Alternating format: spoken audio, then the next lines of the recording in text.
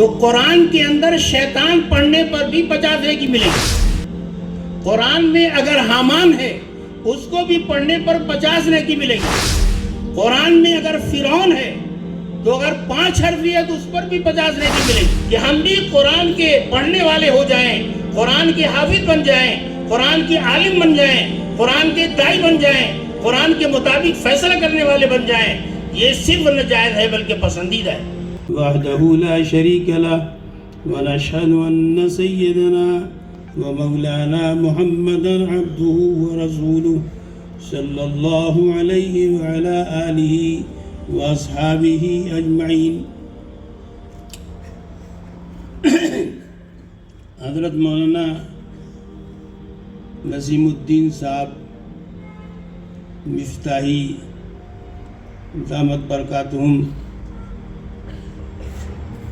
اور جناب شبیر پٹیل صاحب جو اس جلسے اور پروگرام کے بانی ہیں، اور ہمارے قاری صاحب، قاری عامر صاحب، اور دیگر اسٹیج پر تشریف فرما علماء کرام، اور نیچے تشریف فرما بہت سارے علماء، دانشوران، معزز مہمان اور محترم بزرگوں اور دوستوں.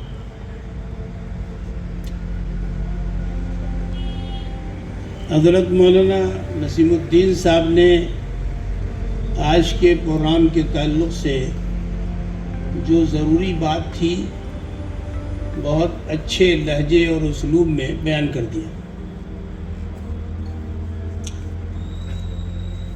واقعہ یہ ہے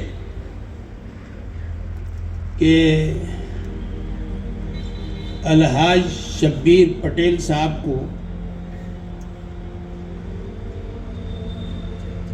جو یہ فائدہ مل رہا ہے کہ ان کے جانے کے بعد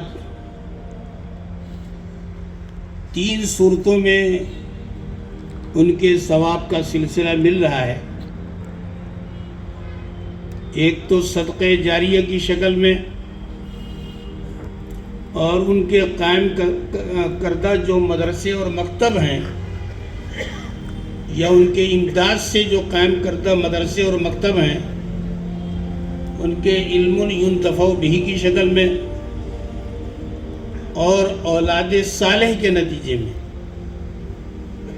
علماء کہتے ہیں کہ اگر تربیت کر کے اولاد کو صالح و نیک بنا دے تو صرف یہی چیز صدقہ جاریہ ہے. اولاد کا دعا کرنا شرط نہیں ہے.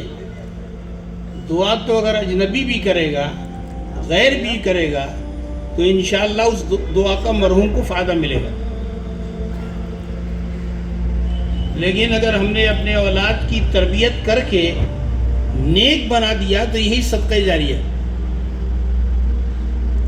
تو عجیب غریب خوش نصیبی ہے کہ الحاج شبیر صاحب کو تینوں طرح کا نفع مل رہا ہے. ولد صالح کی شکل میں بھی، بلکہ یدعو لہو کی شکل میں بھی، علم ینتفع بہ کی شکل میں، صدقہ جاریہ کی شکل میں.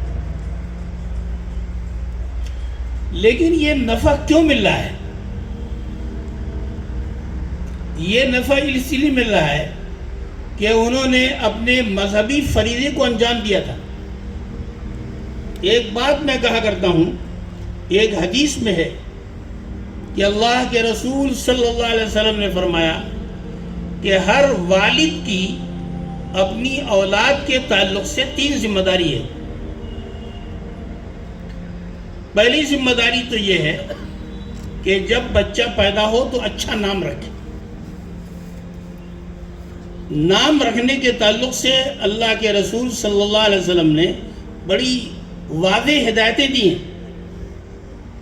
اللہ کے رسول صلی اللہ علیہ وسلم اگر کسی کا نام غیر مناسب ہوتا تھا تو بدل دیتے. لیکن ایک زمانے میں شعور نہیں تھا. جب بچہ منگل کو پیدا ہوا تو منگلو نام رکھ دیا، جمعے کو پیدا ہوا تو جمن نام رکھ دیا، رمضان میں پیدا ہوا تو رمضانی نام رکھ دیا۔ بلکہ بعض بچے پیدا ہوتے تھے تو والد یا والدہ قرآن کھولتے تھے وضو کر کے اور آنکھ بند کرتے تھے، اور جس حرف پر انگلی پڑ گئی وہی نام رکھ دیتے تھے۔ میں نے دیکھا کہ بہت ساری بچیوں کا نام منتشا ہے، قرآن میں ہے تعز من تشاء و تذل من تشاء، منتشا پر انگلی پڑ گئی منتشا نام پڑ گئے۔ ہمارے بچپن میں ایک صاحب کا نام تھا حل ینظرون، ایک صاحب کا نام تھا ففروا الی اللہ۔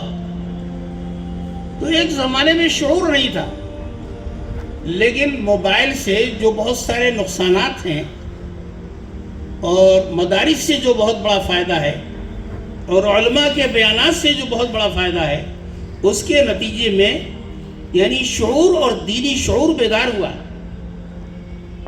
اب جو ہے اس طرح کے غلط نام نہیں ہوتے۔ اب واقعہ یہ ہے کہ نام کے اثرات پڑتے ہیں۔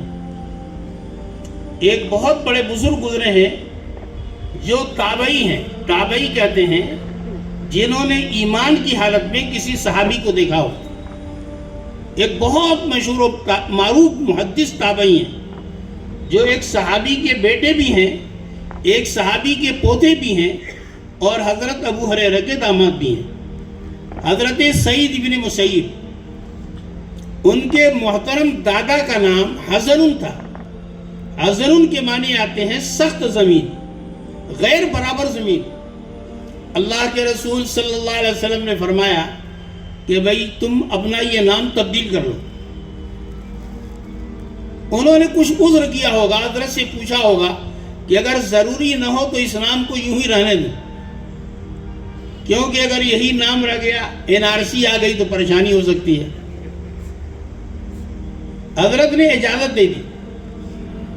حزن کے معنی آتے ہیں جیسا کہ میں نے کہا سخت زمین۔ آپ نے فرمایا کہ سہل نام رکھ لو، نرم زمین، ملائم زمین۔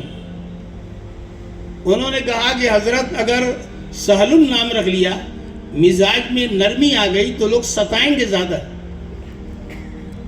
لیکن حضرت سعید بن مسیب ہمیشہ افسوس کرتے تھے کہ کاش میرے دادا نے اللہ کے رسول صلی اللہ علیہ وسلم کا مشورہ مان لیا ہوتا تو ہمارے خاندان کے مزاج میں جو گرمی ہے، تیزی ہے، سختی ہے، غیر ہمواری ہے، وہ نہ رہتی۔ تو میں جو دوسری بات اصل بتانا چاہ رہا تھا وہ یہ بات بتانا چاہ رہا تھا کہ والدین کی ایک بڑی ذمہ داری ہے اچھے نام رکھنے کے بعد بچے کو مومن بنانا، بچے کی اسلامی تربیت۔ واقعہ یہ ہے، اہل علم جانتے ہیں کہ مسلمان بنانا، عقیدہ سکھانا، اعمال سکھانا، نماز سکھانا، نماز کو ضروری ہونے کو سکھانا، عبادتوں کو سکھانا، گناہوں سے بچنے کو سکھانا، مومنانہ زندگی سکھانا، یہ تو فرض عین ہے، ہر والد کی ذمہ داری ہے۔ لیکن مولوی بنانا، محدث بنانا، مفتی بنانا، مفسر بنانا، یہ والدین کی ذمہ داری نہیں ہے، یہ فرض عین نہیں ہے، فرض کفایہ ہے، جیسا کہ مولانا نے فرمایا۔ بلکہ ہمارے فقہا تو یہ کہتے ہیں کہ اگر ملک و ملت کو سائنسداں کی ضرورت ہے تو سائنسداں بنانا بھی فرض کفایہ ہے۔ اگر ملک و ملت کو ڈاکٹر کی ضرورت ہے اس کو بھی سکھانا جو ہے، ڈاکٹری پڑھانا بھی فرض کفایہ ہے۔ لیکن جو ہے فرض عین ہے مومن بنانا، بتانا کہ یعنی کن کن چیزوں کو پر یقین کرنے سے آدمی مسلمان ہوتا ہے۔ ہم سمجھتے ہیں کہ بھئی مسلمان والا نام رکھنے سے مسلمان ہوتا ہے، مسلمانی ڈش کھانے سے مسلمان ہوتا ہے، مسلمانوں کا لباس پہننے سے مسلمان ہوتا ہے۔ ایسا نہیں ہے۔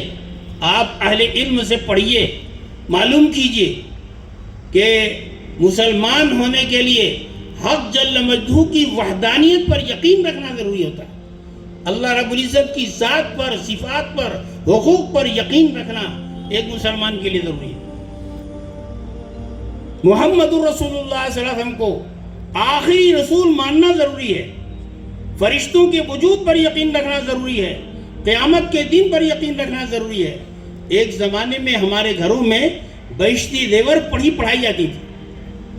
بہشتی زیور کی پہلے جلد میں ایک بحث ہے عقیدوں کا بیان، وہاں پر بڑی تفصیل سے لکھا ہوا ہے کہ ایک مسلمان کو، ایک پڑھے لکھے مسلمان کو یعنی 49 چیزوں پر یقین رکھنا ضروری ہے، لیکن اگر 49 نہیں تو یہ جو موٹے موٹے عقیدے ہیں بالکل اس پر یقین رکھنا ضروری ہے۔ یہاں پر ایک بات میں کہہ دوں، وہ یہ ہے کہ اہل علم جانتے ہیں، آپ لوگوں نے بھی سنا ہوگا کہ نماز کا چھوڑنا یہ فسق ہے، بہت بڑا گناہ ہے، لیکن نماز کا انکار کفر ہے۔ لیکن انکار کیا ہے اور چھوڑنا کیا ہے، یہ سمجھنے کی چیز ہے۔ ڈر لگتا ہے ہم کو کہ ہمارے پروگرام سے، ہمارے نظام سے، ہمارے ارادے سے، ہماری نیتوں سے نماز غائب ہو جائے۔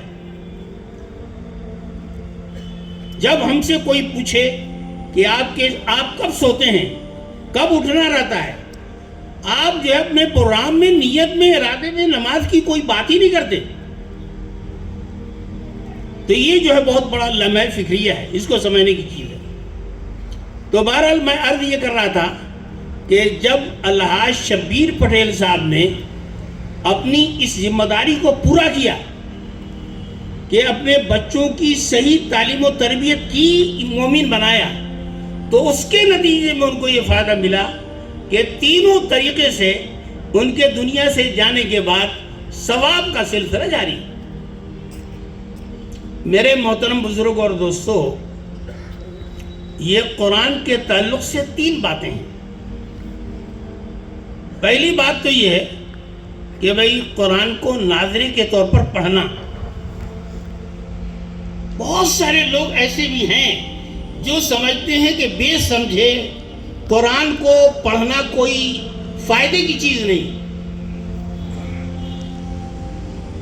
وہ سمجھتے ہیں کہ قرآن سمجھنے کے بعد پڑھنے کا ہی نفع ہے۔ یقیناً قرآن کو سمجھنا یہ مطلوب ہے، ضروری ہے، ہونا چاہیے، لیکن بے سمجھے قرآن پڑھنے کا بھی فائدہ ہے، ناظر کا بھی فائدہ ہے۔ ایک بات میں کہا کرتا ہوں کہ بچوں کو جب سکھایا جائے تو یہ سمجھ کے سکھایا جائے کہ حروف متشابہ میں فرق سیکھنا فرض ہے۔ تجوید کے جو قواعد ہیں ان کا سیکھنا یہ مستحب ہے یا فرض کفایہ ہو سکتا ہے، لیکن ہر مسلمان کی ذمہ داری ہے کہ حروف متشابہ میں فرق کو بھی سیکھے۔ اچھا، یہ میں یہاں اورنگ آباد میں 3 سال میں نے قیام کیا، میں یہاں رہ چکا ہوں۔ کاشف العلوم اورنگ آباد میں نے 3 سال پڑھایا ہے اور ایک مسجد میں امامت بھی کی ہے۔ ہمارے مولانا نسیم الدین صاحب اس زمانے میں صدر مدرس نہیں لیکن اول مددگار تھے۔ اس زمانے میں بھی میں نے اورنگ آباد میں یعنی عام شہریوں کو بھی قرآن کے تعلق سے متحمس دیکھا تھا۔ اس زمانے میں بھی یعنی عام مولویوں کے لیے امامت کرنا مشکل تھا۔